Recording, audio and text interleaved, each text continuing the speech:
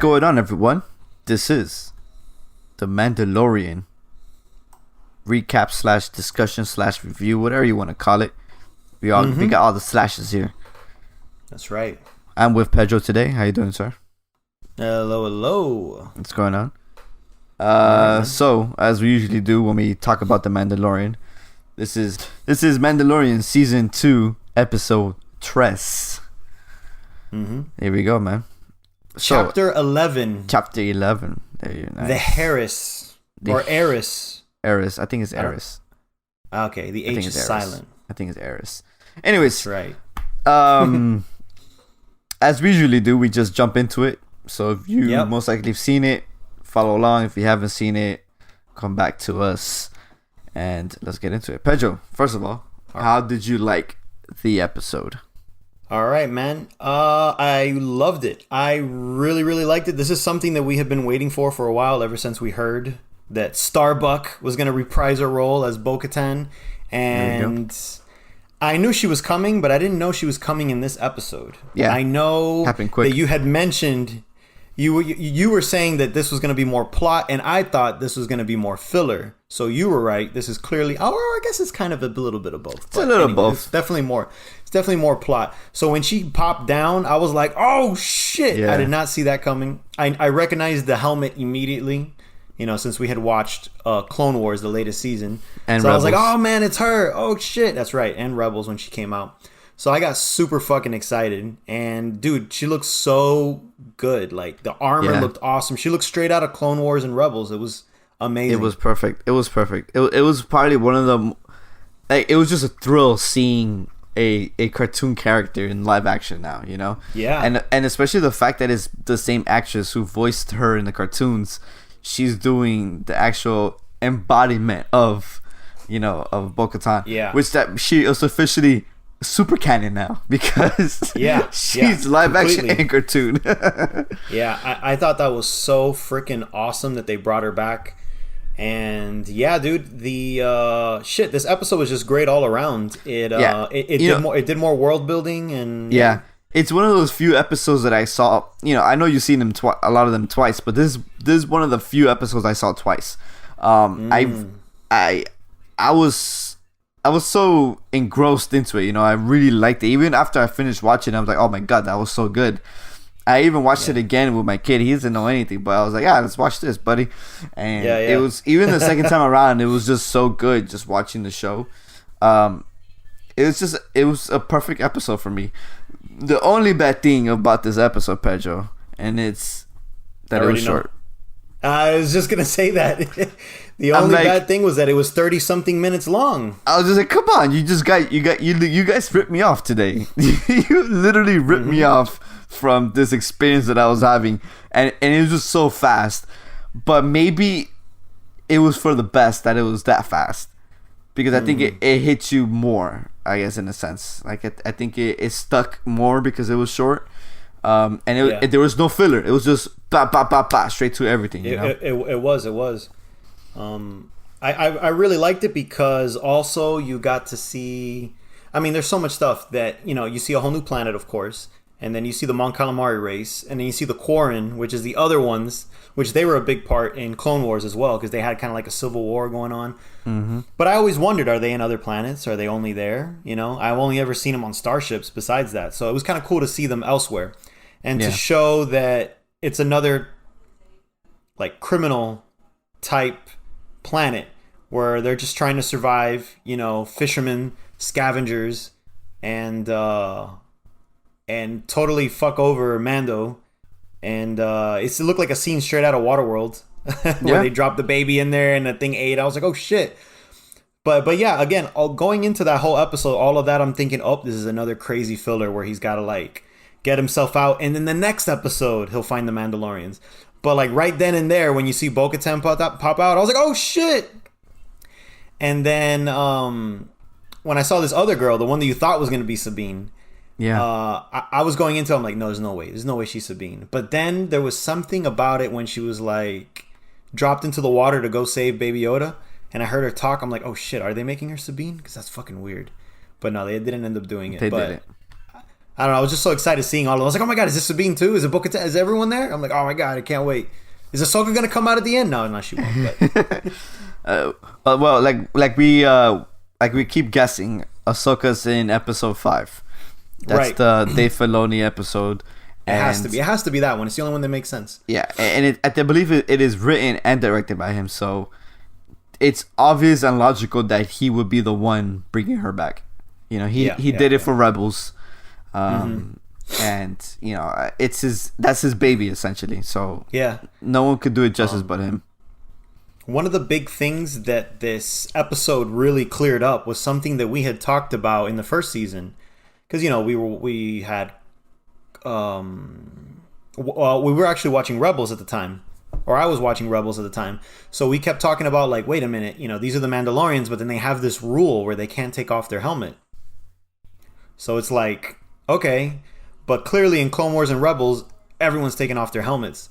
So we were just so confused about that. And we're like, okay, there has to be like a different rule that they set up. But this one cleared it up. Like, clearly you see them. And I guess for people that don't know who she is, the ones that are the casuals, I guess, that just watch the Mandalorian portion of Star Wars, I bet when they took off their helmets, that's when they were like, whoa, what the fuck? Like, you could take it off too? Because they probably thought it was the same ones that saved them in the first season, you know, part of the group. Mm-hmm. So they were like, wait, what? And then we already knew. We were like, oh shit, there we go. This is where they're going to explain it. And I thought it was so cool to see that after they're calling it the Great Purge, I guess, where the Mandos got annihilated during the original trilogy, that they pretty much broke up into different sects, different groups. And his group became the more old school, over the, what was it, like, I don't know, Old Testament type, you know? Essentially, yeah. And it's interesting because they were called, I just had it here. They Death were Watch? called the Children of the Watch. That's what she called their group.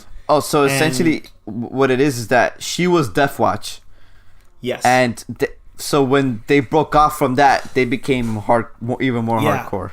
So I read an article break it up even more. She was part of a group called Night Owls originally, which is like super commandos.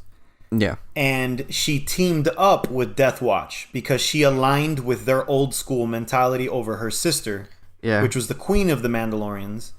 She was very pacifist, and we know Bo-Katan ain't pacifist. She's all about shoot first.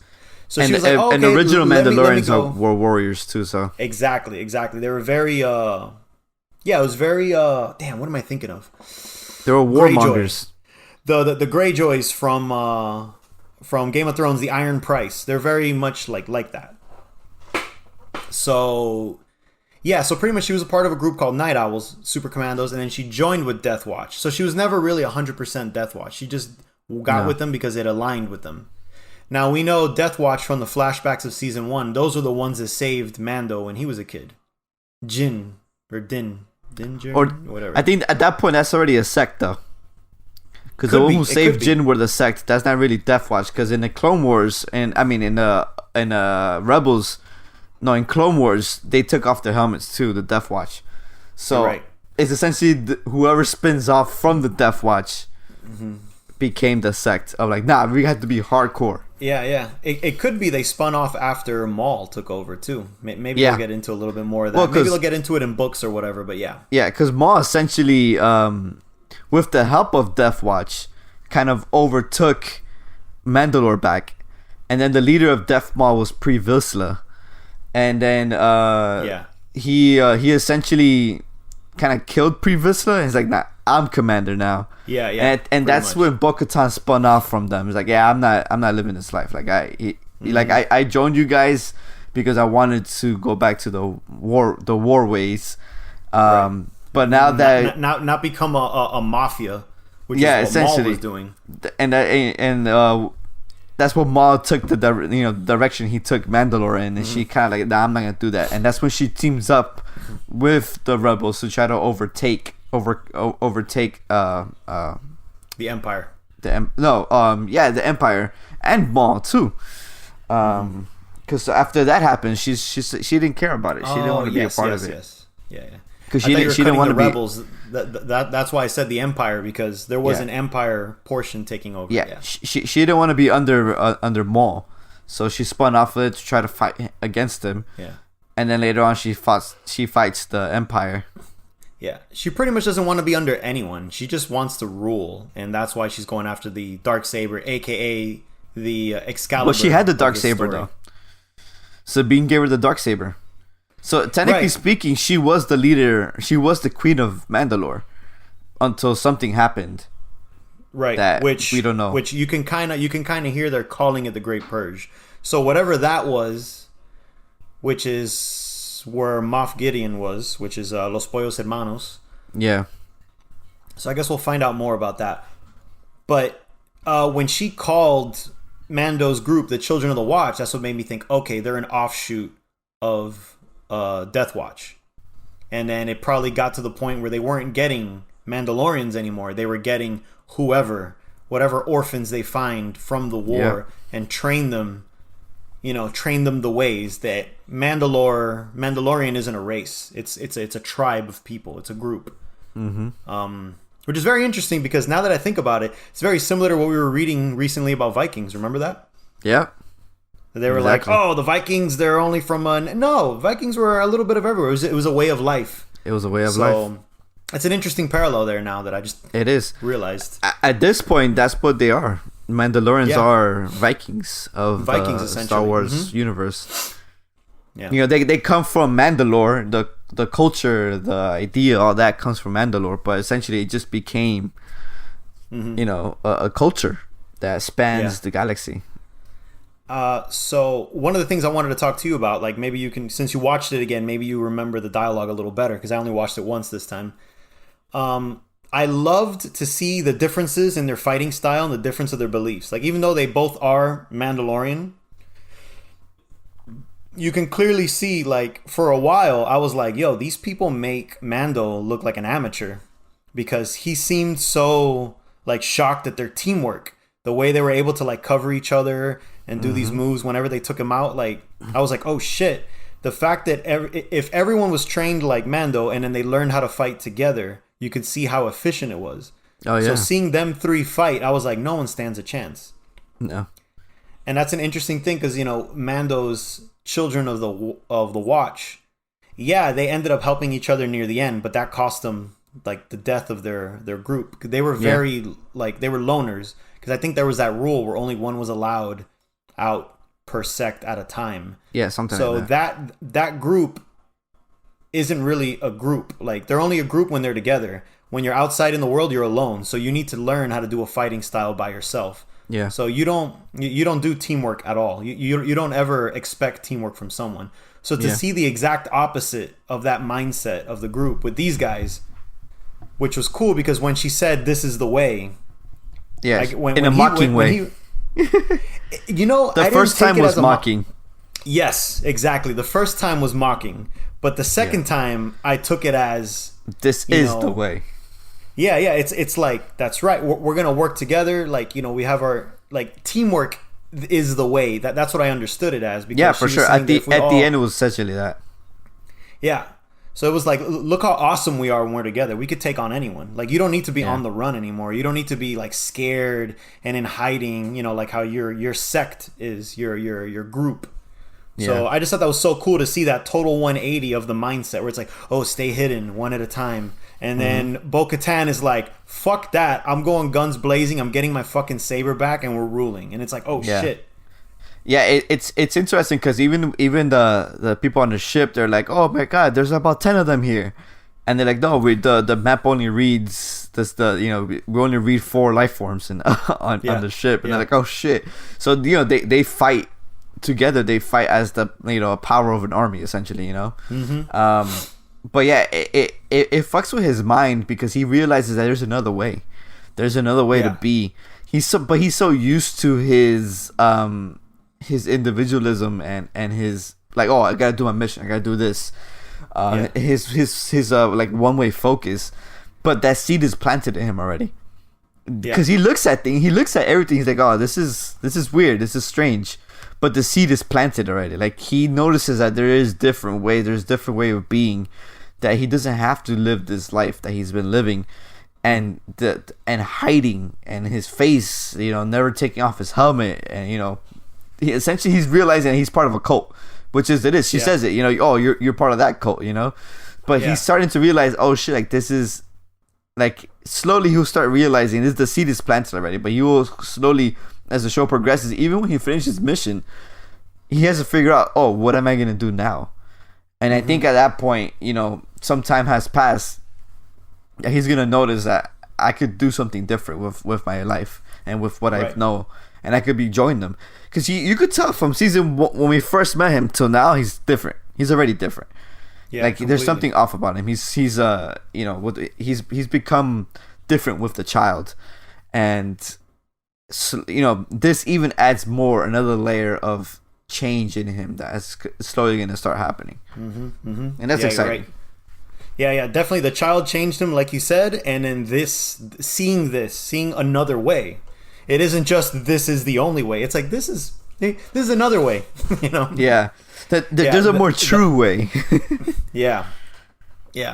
Well, I mean, in this case, I suppose true is relative, because I'm sure they'll talk about something later down the line that maybe she isn't true Mandalorian either. There's probably, but maybe I'm getting a little too into extended universe, because extended Star Wars universe talks about an even earlier form of Mandalorian, which maybe the show won't even get into. It's probably too much lore for one season. Unless it's Old Republic shit, Right. At some point, they're going to have to do that. The Mandalorians are very important in the Old Republic. So now that you brought up that he's changing, and especially changing from seeing this group, do you also agree with me that maybe those rumors of Pedro Pascal wanting to take off his helmet and show his face make a little bit more sense now that we know? Yeah, for sure, dude. I mean, we'll see what comes from that next season. Yeah. I'm pretty sure they're gonna agree like another season of this. Yeah.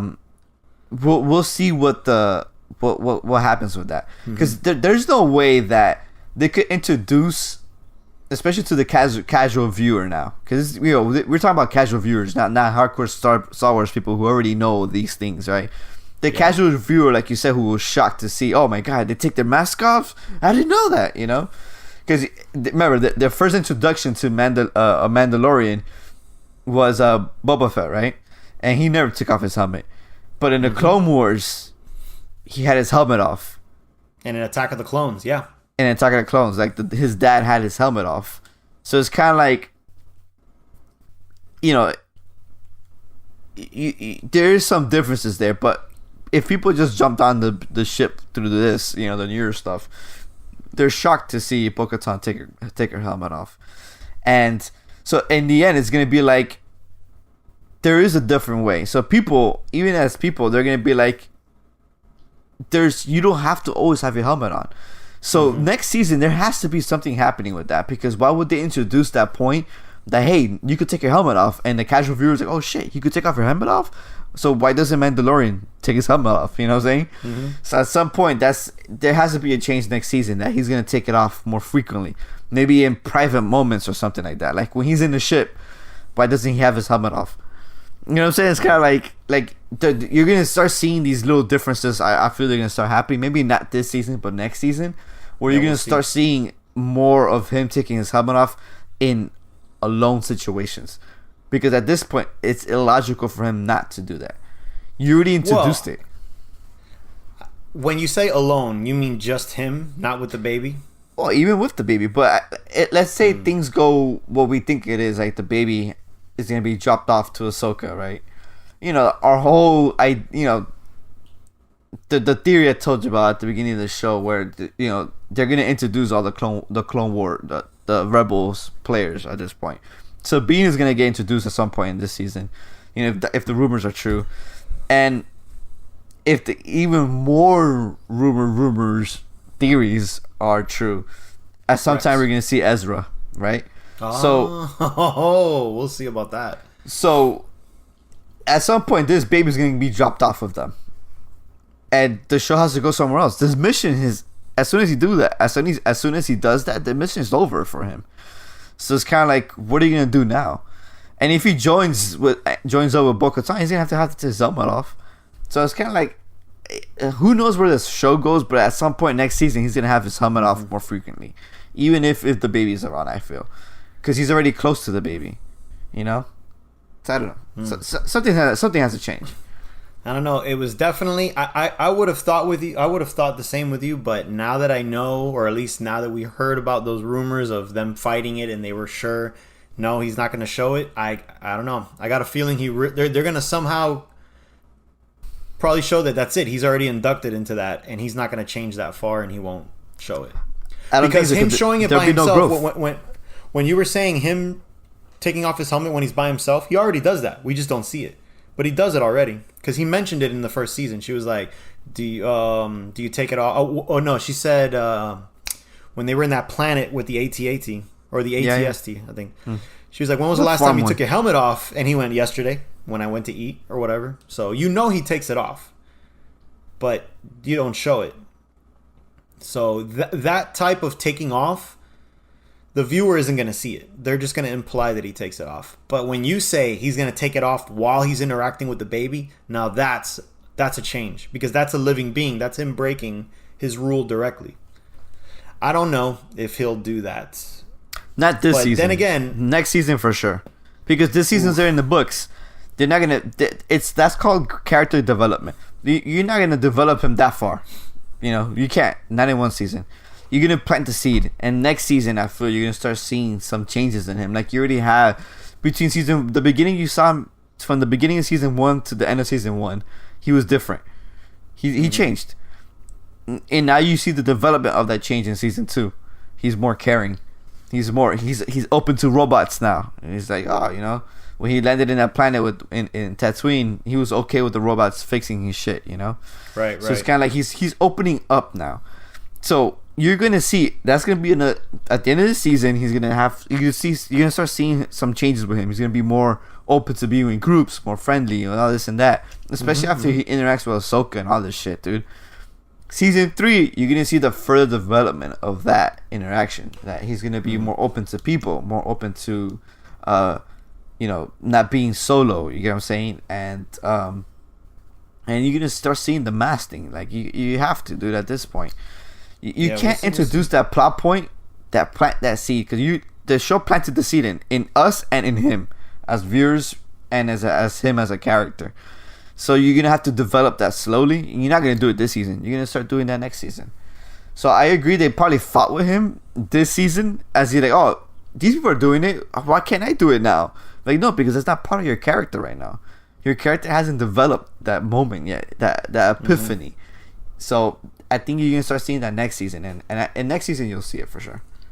It is the logical way. It is the logical way to make the story, but I don't know. I got a weird feeling. They're still not gonna do it next season, and I guess we'll find out. But I agree 100% with everything you said. It's just that there's this weird feeling I have. Why would the fight have been that big a deal? He could have just said, "Hey, Pedro, next season." No, it was apparently a bad fight, which makes me think they said, "Pedro, never." And that's. You know, and that's what made me think, oh shit. So time will tell, obviously, but you're absolutely right. That is the logical place for the progression to go, to show that maybe rules can be bent, can be broken. Or you just realize you're in a fucking cult, dude, and you have to get out of the cult. Like you can't keep him in a cult, man.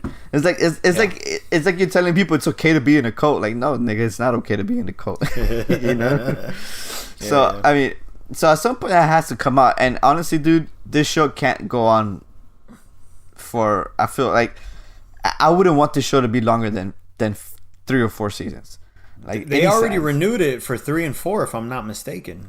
And if they did that, it needs to end there. Like I don't want this to be more than that, because then it's gonna get stale, it's gonna get old. Like I can't, dude. I don't want this from the show. Like. Let's keep it going. Let's keep it moving. Let's keep the stories flowing, Like, let's do something else after this. They need more content. And Mandalorian can't hold Star Wars content forever. It has to be some evolution to this. Here it is. It says, they laid the groundwork for season 3 and 4. That's what they said. That's good. And let's end it at 4. Yeah, there hasn't been any talk of 5. Also, 5 is pushing it because you're still fucking 2 years away. So. And you gotta think about Filoni's stuff doesn't last longer than 3 seasons, dude. Yeah. Except Clone Wars, because Clone Wars lasted like 7 seasons, but and if it was Rebels up to them, they would have done a full 8. They wanted they originally when Lucas first pitched the show, he said, we have an outline for 8 seasons. Always. So the fact that it got 7 is a miracle, because we know it should have been only, 5? Yeah. Well, yeah, 5. Because season 6 was that special Netflix one that Disney was did. the lost episodes Netflix, yeah. And then 7 was the miracle by Disney Plus. Yeah. But because they wanted content, man. Yeah. But yeah, I don't want Mandalorian to outlive his stay. At this point, the show is good and just keep it moving, man. Like if they ended at 4, I think it would be perfect for this show. Like, there's nothing else they can do. We'll see how it goes, because clearly the entire show is about him and the child. It's lone wolf and cub. So if he drops off the child, the show is essentially over, unless he stays with the child for the full amount, for the full 4 seasons. And then they end that story together, and that's the end of it.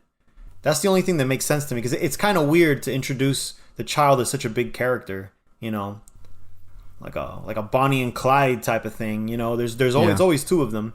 Him by himself really will be bizarre. So I don't think he's going to get rid of the child anytime soon. I think it's going to be a very long journey, and then hopefully, if they don't drag it, season 4 is a great way to end it. So, but we'll see. We'll see where it goes, because I honestly don't know where the plot's going to go at all. Like, no, man, just no way. They're introducing Clone Wars characters. There's rumors all over the place of spin-off shows. Yeah, who knows, man. The way I feel is that what's the point of introducing Clone War characters, and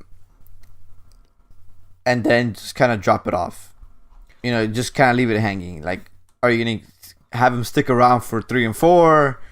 Or, you know, what are you going to do with these characters? They're too big to... So, I actually thought in the first season, I thought the show was going to be way more episodic. So, when they introduced Carl Weathers' character, when they introduced Gina Carano, I was like, oh, these are one-off characters. But then clearly you saw at the end, they weren't one-off. They all came back. Even IG-11 came back. So, it's definitely the same thing in this season. It feels like it's one-off adventures. But all of these are going to come out at the end. Maybe even a Timothy Olyphant's character come out at the end. Boba come out at the end. I got a feeling that near the end is where all these pieces start coming together. Yeah. Because essentially, you can't... Moff Gideon is a big character we haven't seen shit of yet. Right. So, and you have Bo-Katan who's tied to him. So it's like, is this a season 3 plotline that we're going to see finish up? You're introducing Ahsoka. What are you gonna do with Ahsoka now? You know what I'm saying? It's kind of like you're introducing all these, like, there's a lot of chess pieces. There's a lot of pieces on the board, and you don't know how they're gonna fit together, and you don't know how long they're gonna be in there for, because Moff Gideon was only there for 1 episode or 2 episodes, something like that, last season. So it's kind of like, what are you gonna do? 2 episodes, and then here he was talking through the communicator. Yeah. Where he pretty much told him, "Hey, kill yourself." yeah, exactly. So like, you know what to do. Protocol, blah blah blah. All right, fuck it. Going down with the ship. Man. So yeah, like unless they're gonna save him for the end of this season, I don't know, man. It's I don't know. It's just there's a lot of things in the air, and let's see how it plays out. It's exciting, dude. It's exciting. Yeah. Yeah, it's giving me Cowboy Bebop vibes, and I'm totally cool with it. It's mostly filler, introduce, you know, like you said, the pieces here and there, and then just give it a nice ending. Overall, that's all you really need. This type of show is like how the first season was. You just need a good bookend. Great start, great end, and the middle could be little adventures. I don't care. I like that. Yeah. Season 2 looks like it's going to be the same. But, you know, I think it's throwing in bits of chapters in the middle to then close it up nicely. Maybe with a cliffhanger for the next season and whatnot. Let's see what happens. But yeah, it's pretty good. I can't wait, It's entertaining. It's very entertaining, man. So next episode is directed by Carl Weathers. Written by Jean Favreau, I believe, if not mistaken. But Carl Weathers definitely directed the next episode. This episode was directed by Bryce Dallas Howard. Mm-hmm. She had a few homages to her dad, especially when the ship was going into orbit, and I think that was reminiscing of his space movie that he did. What was the name of it? The old one. He did an old space movie. Yeah, I forgot it. Was it Ron Howard did an old space movie? Bryce Dallas Howard. Ron Howard. Let's look up Ron Howard because I'll tell you right now. Apollo I don't 13. remember. There we go. Oh, of course. So she did an homage to Apollo 13 when the Mandalorian was crashing. I know it's a space movie. I know Apollo 13 is obviously a space movie, but when I thought space movie, I thought more sci-fi. So I was thinking of some I thought it was some crazy sci-fi shit. I'm like, he didn't do any sci-fi. Oh no. Nah. Apollo 13. Yep. Yeah. So she did that. She did a good job, dude, with the acting and stuff. Yeah, she does great. The last season, she did the one with the AT-AT one. The ATST one. The one you were just talking about right now. Mm-hmm. So it's so it's pretty cool that she's at this rate she's pretty Star Wars ingrained, when it comes to her directing duties. So let's see if at some point maybe they give her a little bit more work with the world. It's kind of cool. Carl Weathers is directing. I wonder. I mean, he's been in the fucking game forever. Yeah. But I'm actually quite interested to see how he's gonna do. I've never heard of him ever directing anything, so seems interesting. I'm trying to look it up here and I don't see voice work, recurring roles. Yeah, it looks like it. I mean, it seems to me like he's just been acting. Yeah. That's gonna be pretty cool because obviously he's been around all kinds of shit, so he knows what the fuck he's doing. Oh yeah. Carl Weathers for sure could pull it off.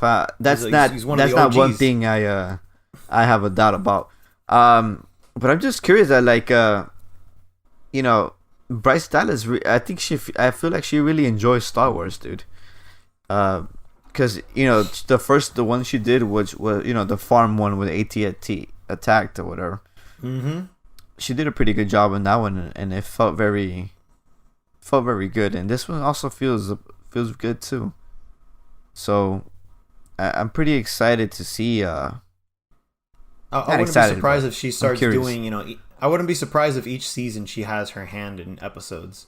Maybe even for sure. More. She's coming back again, definitely. So I'm kind of curious of how she will fit into this world. I think she's doing pretty well. Mm-hmm. With all this stuff. Apparently her dad here did Solo. Yeah, her dad took over Solo. Yeah, it says here that she shadowed her father on Solo, so she was there and he was directing. And you know what? That's the best way to learn, aside from the shadowing part, obviously. But she's also shadowing a director that has to essentially pick up what another director started, so it's even more chaotic. So she learned when it was at the craziest.